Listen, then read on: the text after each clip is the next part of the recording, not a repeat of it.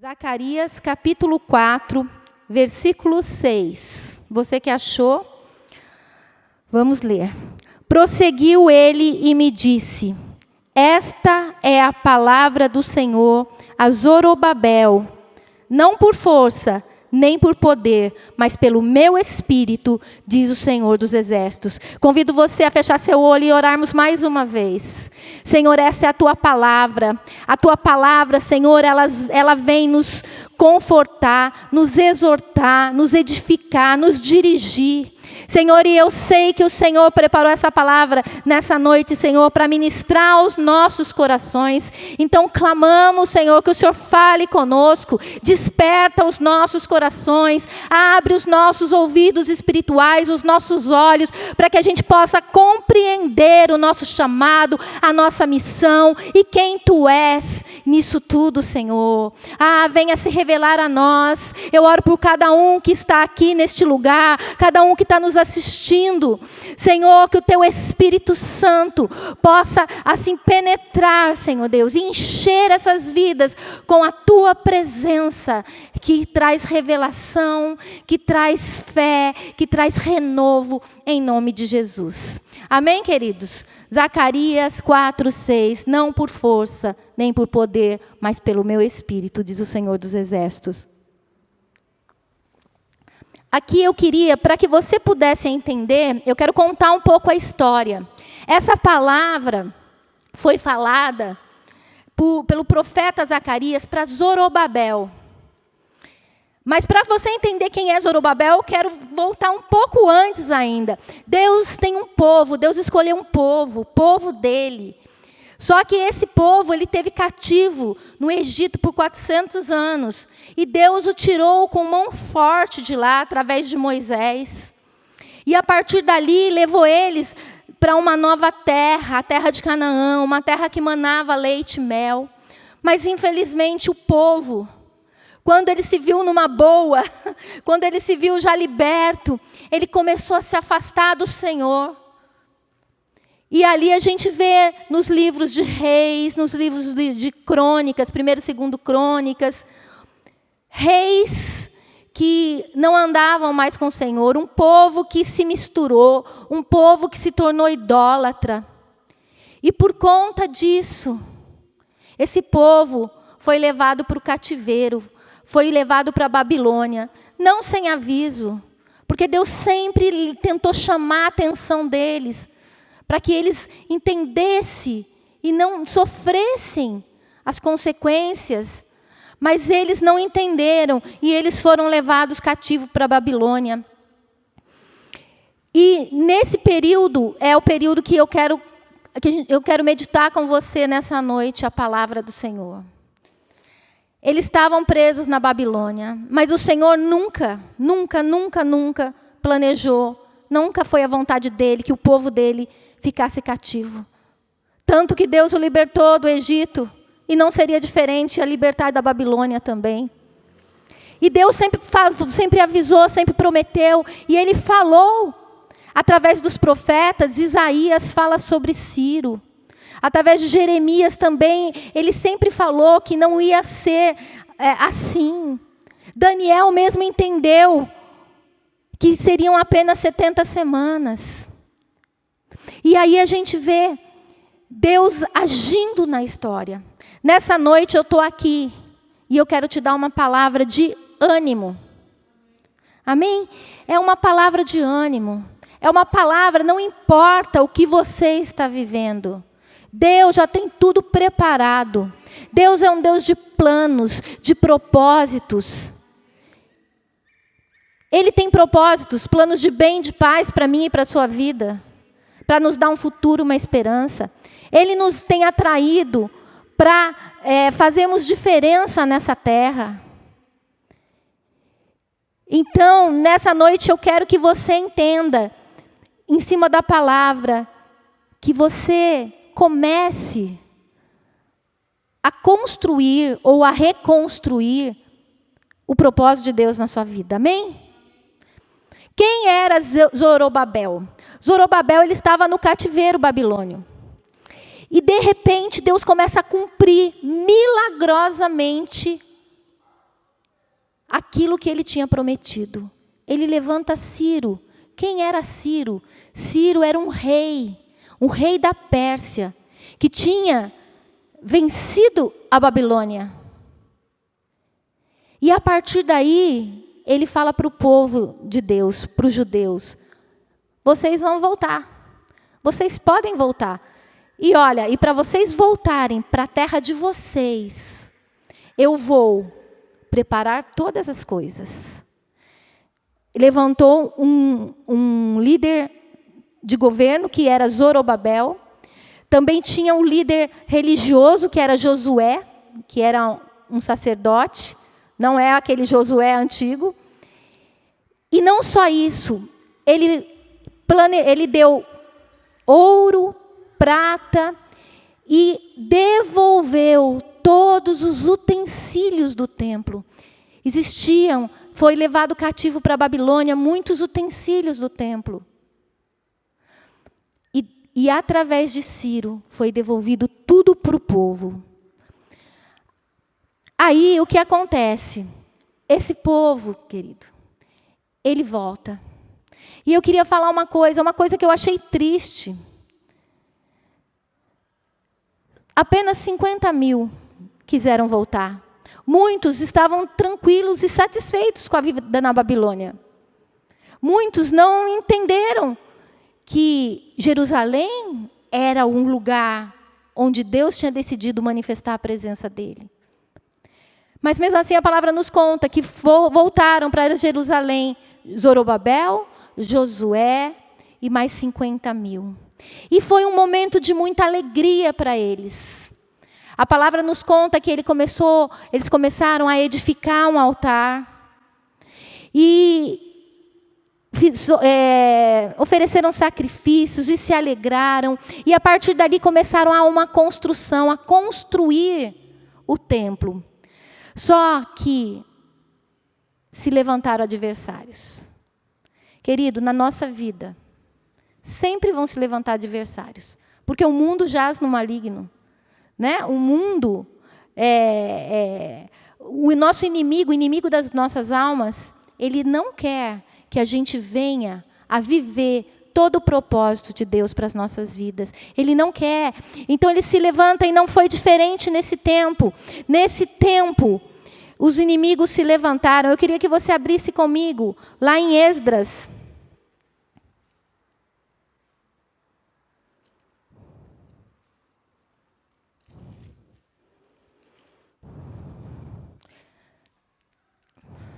Capítulo 5. Desculpa, capítulo 4.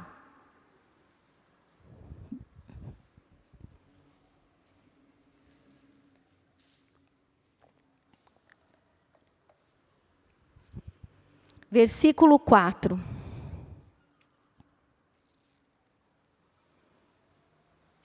Então, agentes da terra desanimaram o povo de Judá, inquietando-o no edificar. Alugaram contra eles conselheiros para frustrarem o seu plano todos os dias de Ciro, rei da Pérsia, até o reinado de Dário, rei da Pérsia. Aqui a gente vê que inimigos se levantaram para inquietar, para frustrar. Nós temos que ter o nosso coração, os nossos ouvidos espirituais discernindo, querido. Nos nossos tempos hoje, tem inimigos se levantando para tentar te desanimar, para tentar te inquietar, para tentar dizer que, olha, você não vai conseguir. Mas Deus nunca abandonou o povo dele. E Ele não vai nos abandonar. Nesse momento de abatimento, de desânimo, no tempo em que eles pararam a construção do templo, e foi por vários anos, a gente vê, Deus levantou 2 profetas nesse tempo. O profeta Zacarias, que é esse que deu a palavra para Zorobabel. E é essa palavra que é o tema do que eu quero falar para você nessa noite. A palavra disse para Zorobabel, a palavra que veio de Deus, não é por força, não é por violência, é pelo meu espírito. Nós precisamos entender, meu querido, minha querida, que o Espírito já foi nos dado. Jesus disse que não ia deixar você sozinho, ia te dar o Espírito Santo, Ele ia te revelar todas as coisas, Ele ia te ensinar a verdade.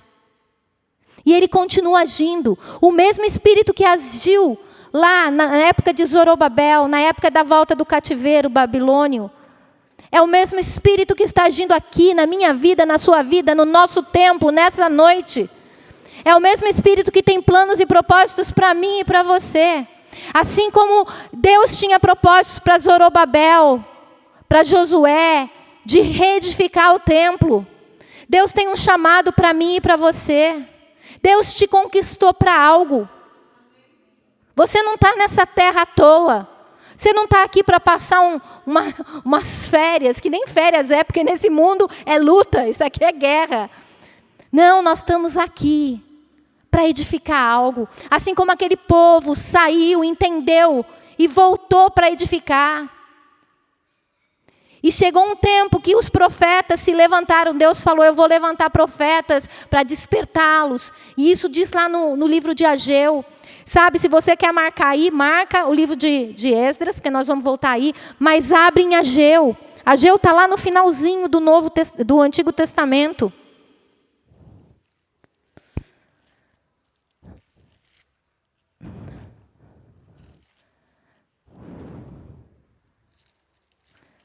Aqui a gente vê Deus agindo. O que estava acontecendo, querido, nessa época?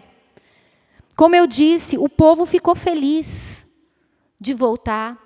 Sacrificou, edificou o altar. Mas de repente pararam e começaram a viver a vida deles. E muitas vezes eu e você não é diferente.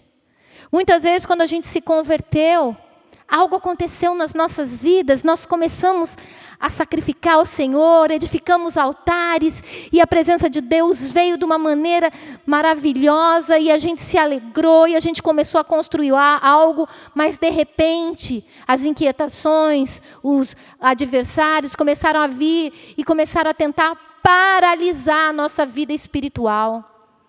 Ali a gente estava falando de algo natural, a construção do templo, mas eu quero trazer para a nossa vida, que é algo espiritual. Existe uma construção na minha e na sua vida. Nós somos templo de Deus. E nós precisamos não parar aquilo que Deus tem para nós. A gente tem que sempre estar edificando esse templo. Agora, o que você já abriu em Ageu, né? Então, não vou pedir para você voltar em Esdras, mas eu vou ler o que está escrito em Esdras 5.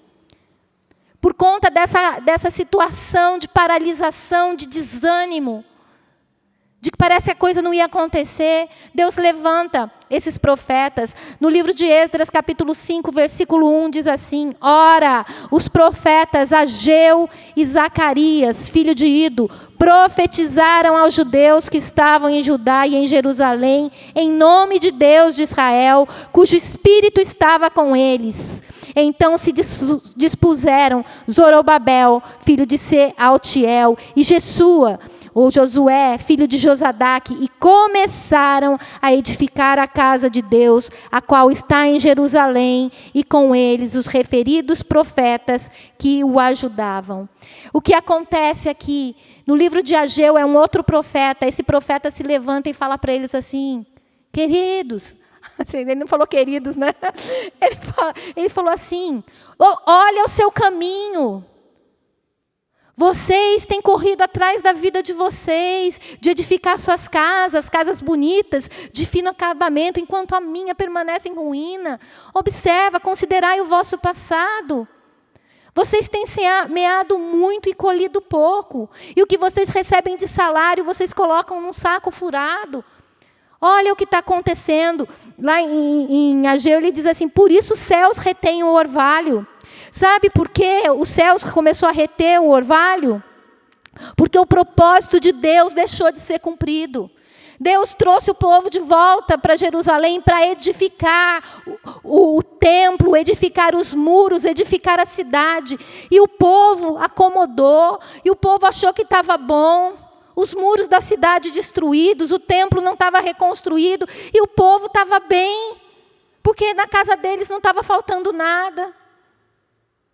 Sabe, querido, se você olhar ao redor aqui, nós vamos ver tantos muros destruídos, tantas famílias destruídas. Mas a nossa família está bem, a minha família está bem. Eu estou bem no meu casamento, as minhas filhas estão bem. Mas não, mas quando a gente começa a olhar só para a gente mesmo, sabe o que faz? A coisa começa, o orvalho que é para ser derramado abundante, a provisão do Espírito que é para vir ser derramada de uma maneira muito mais abundante, é retida. Mas o Senhor está aqui nessa noite para nos despertar, amém? Para fazer a gente olhar além da nossa vida, da nossa casa.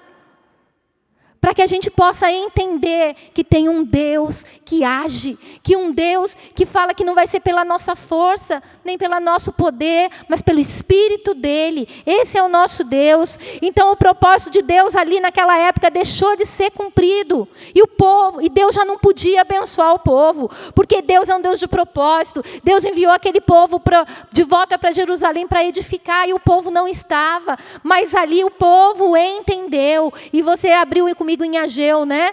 Então vamos ler a partir do capítulo 1, versículo 12.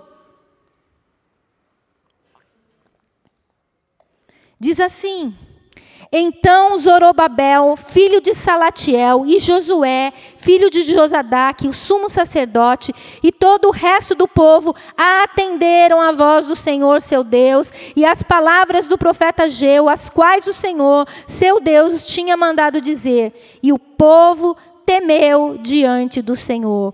Então Ageu, o enviado do Senhor, falou ao povo segundo a mensagem do Senhor, dizendo: eu sou convosco, diz o Senhor. Que promessa linda! Eu sou convosco. Quando eles entenderam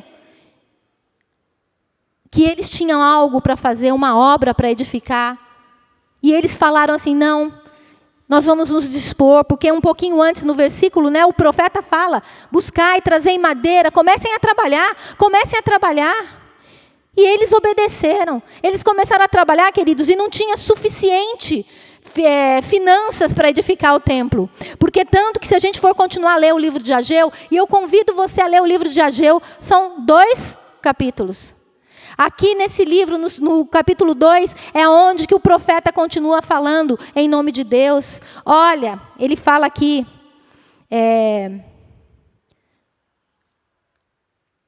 a partir do versículo 4, ora, pois, sê forte, Zorobabel, diz o Senhor, sê forte, Josué, filho de Josadaque, o sumo sacerdote, e tu, e todo o povo da terra, sê forte, diz o Senhor, trabalhai, porque eu sou convosco, diz o Senhor dos exércitos, segundo a palavra da aliança que fiz convosco, quando saíste do Egito, o meu espírito habita no meio de vós, não temais, pois assim diz o Senhor dos exércitos, ainda uma vez, dentro em pouco, farei abalar o céu, a terra, o mar e a terra seca. Farei abalar todas as nações, e as coisas preciosas de todas as nações virão, e encherei de glória essa casa, diz o Senhor dos exércitos. Minha é a prata, meu é o ouro, diz o Senhor dos exércitos. A glória da última casa será maior do que a primeira, diz o Senhor dos exércitos. E neste lugar darei a paz, diz o Senhor dos exércitos. Aqui Deus estava prometendo que não vai ser pela sua força, não vai ser pelo seu poder, mas vai ser pelo meu espírito. Você precisa de algo financeiro para edificar a obra? Minha é a prata, meu é o ouro. Não se preocupe, apenas creia, apenas saiba que eu estou com vocês, apenas comecem a trabalhar, comecem a pôr em prática aquilo que eu já pedi para vocês fazerem. E é isso que Deus fez naquele tempo, e a gente começou a ver, e a palavra de Deus diz que eles despertaram. Ageu animou eles através da profecia. E eu quero aqui, em nome de Jesus, como uma profeta do Senhor, animar você. Não pare, não desista. Deus tem planos maravilhosos para a sua vida. Ele sabe os caminhos. Ele é um Deus de milagre, um caminho no deserto, luz na escuridão. Esse é o nosso Deus. Esse é o nosso Deus. Ele é o maior interessado na minha vida e na sua vida. Você está preocupado com a sua família, com os seus filhos? Ele é o maior interessado na vida dos nossos filhos. Ele é o maior interessado em nos dar vida e vida em abundância. Jesus veio para isso. Jesus veio para propiciar tudo que nós precisávamos. Para a vida abundante que eu e você precisamos já está escondida em Cristo. E Ele nos enviou o Espírito. E continua dizendo, não é por força, não é por violência, nem por poder, é pelo meu Espírito. É pelo meu Espírito, o Senhor continua. Só, queridos, não é fácil. E eles, debaixo dessa palavra, eles começaram, se animaram de novo e começaram a edificar. Só que, de novo, os inimigos se levantaram. Porque, como eu disse, nessa terra é guerra, querido. Nós estamos aqui em guerra. Do mesmo jeito que tem alguém interessado na nossa vitória, existe alguém interessado em que a nossa vida seja destruída, que a nossa família seja destruída, que nós percamos o propósito das nossas vidas. E aí, o inimigo foi levantado por chama Tatenai, que era alguém da região, né, que estava ali junto com eles, que começou a ficar com meio que inveja, né? E eles chegaram e foram até os judeus, né, e chegaram para eles e falaram assim, quem que deu ordem para vocês construírem? Quem que deu ordem? Eu queria que você voltasse comigo lá eu falei para você ficar, né, em Esdras. Nós vamos ler aqui, rapidamente. Esdras 5, capítulo 3, Esdras capítulo 5, versículo 3. Nesse tempo veio a eles Tatenai, governador daquém do Eufrates, e Setar-Bozenai e seus companheiros, e lhes perguntaram, quem vos deu ordem para reedificares o templo e para restaurarem este muro? E ainda começaram a acuar eles, perguntaram mais, e quais são os nomes dos homens que constroem esse edifício? Sabe por quê? Porque eles foram, como eu falei hoje de manhã, né, foram fofocar para Dário. Porque Ciro foi o rei que deu a ordem para eles voltarem, o rei da Pérsia. Só que depois da morte de Ciro, se levantaram outros reis, e Dário foi um rei. E era o rei dessa época em que eles começaram a reconstruir. E esses inimigos foram até ele e mandaram, né, uma carta falando para eles assim, para Dário, olha, tem um povo lá que, eles estão começando a reconstruir as coisas. E esse povo é um povo rebelde. Eles vão dar trabalho para você. Vão dar trabalho para você. E nós perguntamos para eles, né, quem que tinha dado ordem. E sabe o que eles responderam? E nós vamos ler aqui. Não precisamos nem ler para não alongar. Aí, em Esdras 11, começa a dizer que foi a resposta deles. Eles falaram assim, nós somos servos de Deus, o Deus dos céus e da terra. E começaram a contar para eles, nós, pelo nosso pecado, nós fomos entregues na mão de Nabucodonosor. Mas Deus agiu. Deus levantou Ciro. Deus levantou Ciro sobrenaturalmente, porque Deus já tinha dado uma profecia. E Deus devolveu, além de ter dado Ciro, ter deixado a gente voltar, o próprio Deus usou Ciro para devolver os utensílios do templo. Ou seja, querido, eles decidiram, eles falaram assim, nós não vamos mais parar.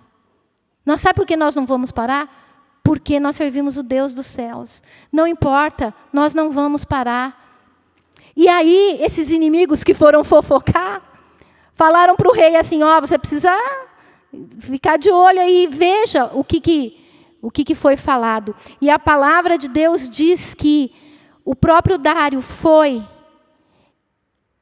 capítulo 6, versículo 1, vamos ler só para você entender. Então o rei Dário deu ordem, e uma busca se fez nos arquivos reais da Babilônia, onde se guardavam os documentos. E aí, o próprio Dário foi usado por Deus mais uma vez. Qual foi a promessa? Qual foi o versículo que nós abrimos hoje a ministração? Deus falando através de Zacarias para Zorobabel, não vai ser por força, não vai ser por violência, mas vai ser pelo meu Espírito. Eles não quando eles começaram a ver os inimigos de novo tentar desanimá-los, eles não falaram, nós vamos pegar arma, porque agora nós vamos. Não, eles simplesmente descansaram e falaram, Deus mandou a gente trabalhar, Deus não mandou a gente lutar nessa hora, né? Não foi isso que Deus tinha falado? Trabalhai e não peguem arma, porque Deus tem hora que Ele fala para a gente guerrear, mas nessa hora Ele falou apenas trabalhai. E era que eles resolveram obedecer. E aí o nosso Deus soberano, um Deus de propósito, Ele começou a agir. E a gente vê aqui, o decreto. Abre comigo, você já está aberto, né? Vá para o versículo 6.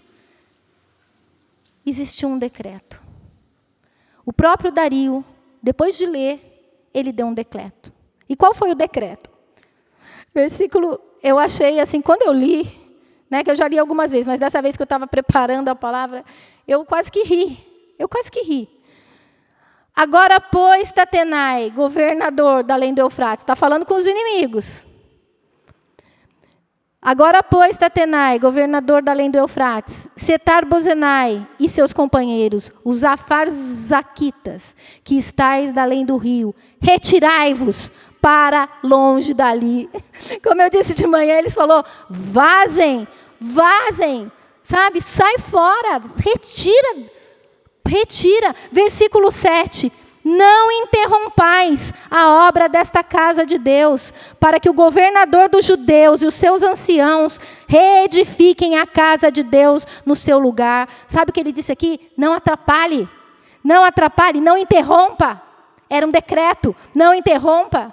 Versículo 8, diz assim, também por mim se decreta o que haveis de fazer a estes anciãos dos judeus, para que reedifiquem esta casa de Deus, a saber que da tesouraria real, isto é, dos tributos da além do rio, se pague pontualmente a despesa a estes homens, para que não se interrompa a obra. Sabe o que ele disse? Ele falou assim, olha, sabe os tributos que você tem que mandar para mim? Vocês vão dar para eles agora, para que eles construam a casa. Esse é o nosso Deus, querido. Esse é o Deus que tem tudo planejado e sempre pelo Espírito dele. Versículo 9 e 10 diz assim, também se lhes dê, dia após dia, sem falta, aquilo de que houverem mister, novilhos, carneiros e cordeiros para o holocausto ao Deus dos céus, trigo, sal, vinho e azeite, segundo a determinação dos sacerdotes que estão em Jerusalém, para que ofereçam sacrifícios de aroma agradável ao Deus dos céus e orem pela vida do rei e de seus filhos. E ainda diz para eles, vocês vão ser responsáveis por dar tudo aquilo que eles precisam para sacrificar a Deus. Para sacrificar a Deus. Foi isso que Dario fez. Dario foi um instrumento de Deus. E Deus é um Deus, como eu disse de manhã, eu não botei aqui na minha pregação, mas como eu contei de manhã, eu achei fascinante, porque essa história é uma história muito linda, né? Que você tem que ir para alguns livros para você entender essa época, principalmente Esdras, Zacarias, Ageu, o final do 2 Crônicas, até a parte da Esther, que é logo depois, Neemias, são todas essa época pós-cativeiro. Aí a gente vê que Deus já estava trabalhando no coração de Dário.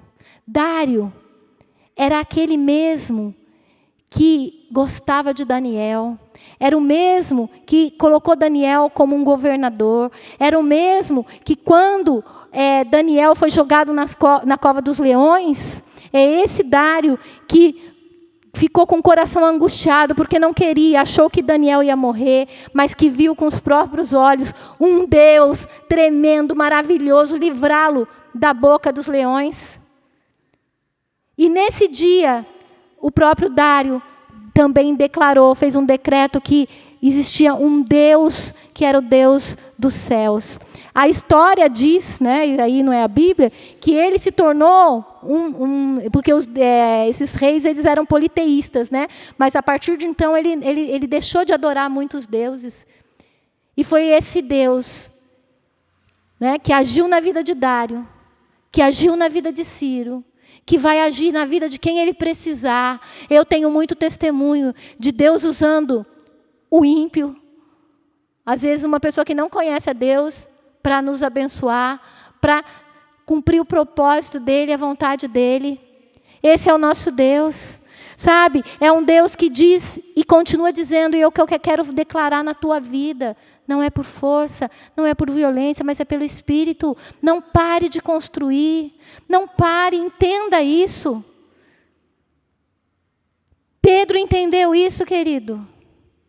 Pedro, ele, por muito tempo, ele foi na força dele. Pedro tentou salvar Jesus, cortando a orelha de Malco, que era um guarda, um soldado.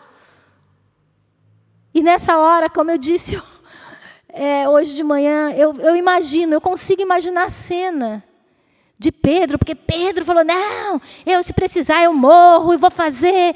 E de repente, né, ele vai lá e corta a orelha do soldado. E aí eu vejo Jesus, eu imagino Jesus descendo ao chão, pegando aquela orelha, colocando de volta, né, porque é isso que a palavra nos diz, e olha para Pedro e fala assim, Pedro, não é pela força, não é pelas armas. E ali Pedro entendeu. E Pedro, como esse povo, né, que diante de uma situação voltou a se preocupar com a casa, né, como dizem em Ageu. Pedro também, a palavra diz que depois disso ele foi pescar, ele já não sabia mais, porque ele só sabia agir na força dele, ele achava que ele que tinha que ser, e eu acredito que ele pensava assim, eu sou um pescador, eu não conheço as Escrituras, né? A palavra diz lá em Atos que o povo olhou e falou que eles eram indoutos. Mas ali, a gente sabe que Jesus começou a falar para ele, não é por força. Deus restaurou o chamado de Pedro. E a gente vê Pedro sendo cheio do Espírito Santo. E aquele mesmo Pedro que queria agir na força dele, ele começou a andar na força do Espírito. E ele levantou e pregou, e 3.000 foram salvos numa primeira pregação dele. E a sombra desse homem curava. E ele começou a cumprir aquilo que Deus tinha prometido para ele. Tu és Pedro, e sobre essa pedra edificarei a minha igreja. Jamais seria na força dele. Quem era Pedro? Quem é Adriana? Quem é Marcelo? Quem é Félix? Mas se o Espírito estiver em nós, nós nos tornamos gigantes. Amém? Foi o que aconteceu com Davi. Davi era um menino. Mas ele entendeu que não era por força, nem por poder, mas pelo Espírito. E foi por isso que ele enfrentou Golias e derrubou Golias, porque não foi na força dele, foi pelo Espírito. Não importa o tamanho da sua batalha, se for pelo Espírito, o gigante vai cair. Amém? O gigante vai cair. É uma promessa de Deus. É uma promessa de Deus. Sabe, querido, eu quero contar também, porque Deus não se limita na palavra. O nosso Deus sempre continuou agindo. E são tantas pessoas que a gente vê, e eu separei 2, pelo menos, que eu quero compartilhar um pouco da história, de que entendeu isso, que não era por força, mas era pelo Espírito. Um deles foi George Miller. George Miller foi um pregador inglês, ele era pastor, só que o coração dele queimava pelos órfãos. Existiam muito órfãos naquela época, em 1800. Ele viveu no século XIX. De 1800, ele viveu 93 anos. E o coração dele queimava. Só que ele era uma pessoa que não tinha recurso financeiro. Mas ele tinha um sonho plantado por Deus. Ele tinha uma incumbência. Assim como Zorobabel teve uma incumbência, reedifica o templo. Deus chamou George Miller e falou, cuide dos nossos órfãos. Cuide de órfãos. E esse homem entendeu que na força dele não ia dar, mas que ele confiava no Espírito. E ele recebeu uma palavra, e é uma palavra que sustentou a vida dele, o ministério dele, que está lá em Salmo, abre a tua boca e eu te encherei. E Deus falou para ele, tudo que você precisar, peça a mim, que nada vai faltar. E esse homem, queridos, esse homem construiu 5 grandes orfanatos, sem ter centavo não, lá não sei o que é, né? Uma libra, talvez. Né? Esse homem construiu 5 orfanatos. A palavra nos conta que ele cuidou de mais de 10.000 órfãos. Não sem luta, querido. Muitas vezes ele colocava as crianças, né, nas mesas e não tinham o que comer. Mas ele tinha orado. E muitas vezes ali na mesa eles oravam. E sobrenaturalmente, alguém batia na porta e trazia o alimento necessário para aquela hora. Ele viveu milagres extraordinários. Existem várias biografias dele. Se você gosta de ler biografia, essa é uma biografia inspiradora do George Miller.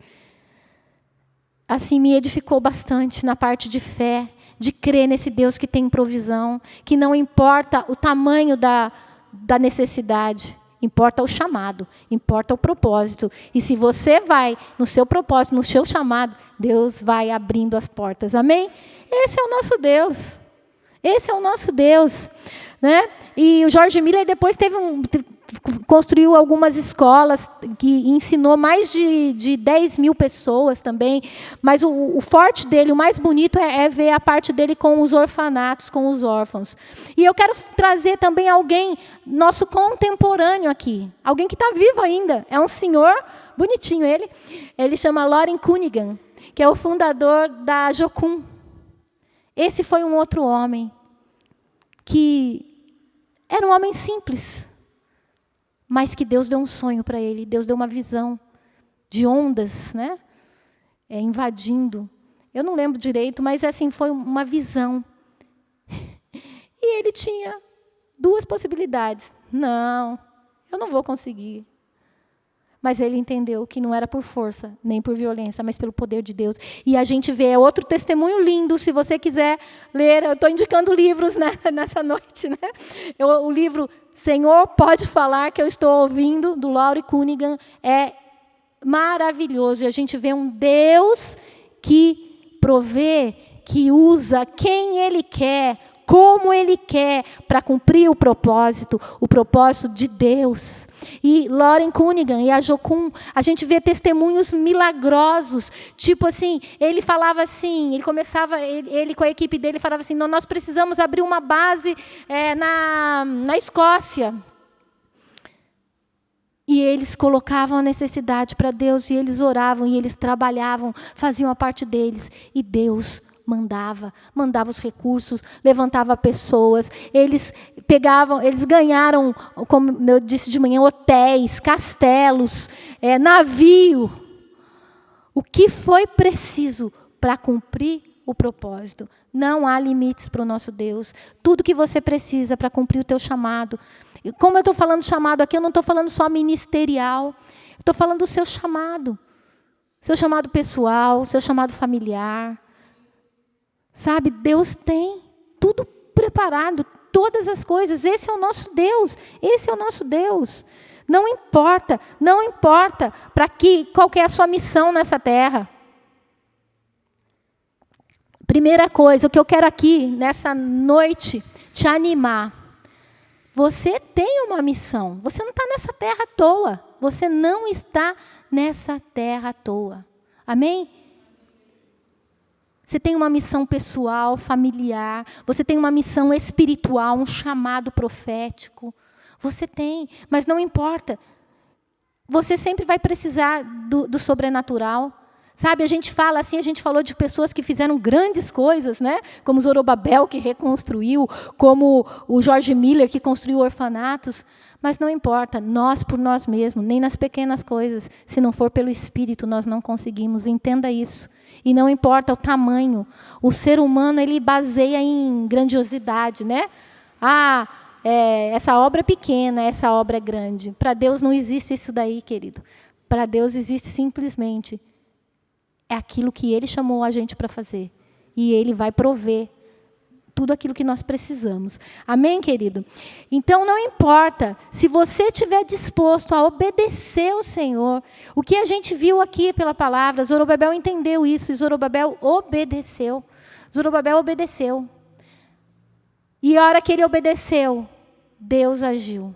A obediência sempre traz o agir de Deus. Amém? Guarde isso que eu estou falando. A nossa obediência abre a mão de Deus para nos abençoar. E eu queria, assim, convidar você a abrir lá no livro de Ageu, né, que acho que nós voltamos para... E queria convidar você a ficar de pé nessa noite. E você que está aí na sua casa, presta atenção no que eu vou falar. Se quiser ficar de pé, também fique. Convidar o pastor Fabiano para subir aqui. Nós temos um Deus, querido, que um dos nomes dele é Jeová Jirê, o Deus que provê todas as coisas. A maior provisão que nós precisávamos na nossa vida foi Ele quem fez. Ele nos deu Jesus. Ali, ele se manifestou, esse nome dele foi para Abraão. Quando Abraão ia colocar, né, o fruto da carne dele, se pode se dizer assim, que era Isaac. Mas Deus não aceita nada humano. E ali a palavra de Deus diz que a hora que Abraão foi sacrificar o filho, Deus não permitiu, e Deus mostrou para ele. E entre os arbustos existia um cordeiro. E esse cordeiro foi aquele que foi sacrificado no lugar de Isaac. Querido, tudo que nós precisamos já foi providenciado. Como eu disse, a coisa mais importante que nós precisávamos era a nossa salvação, era a presença de Deus nas nossas vidas. E Deus providenciou Jesus. Então, a primeira coisa que eu quero que você entenda nessa noite, você que está me vendo aí, aceite aquilo que Deus gratuitamente já ofereceu. O Senhor Jesus já foi oferecido e com Ele nós recebemos todas as maravilhosas promessas. Uma herança preparada pelo Pai. Uma herança de vida abundante, de alegria, de paz, de restauração, de salvação, de libertação, de cura. Cura física, cura emocional. Ele é o Jeová Jirê. E Ele continua sendo em cada um dos desafios que eu e você temos. Eu não sei qual o desafio que você tem enfrentado. Que você, às vezes, no braço da sua força, fala assim, não vai dar. E é isso mesmo. Chega uma hora, querido, que a gente tem que fazer que nem aqueles lutadores, né? Bater assim, ó, não aguento mais. Não, eles fazem isso.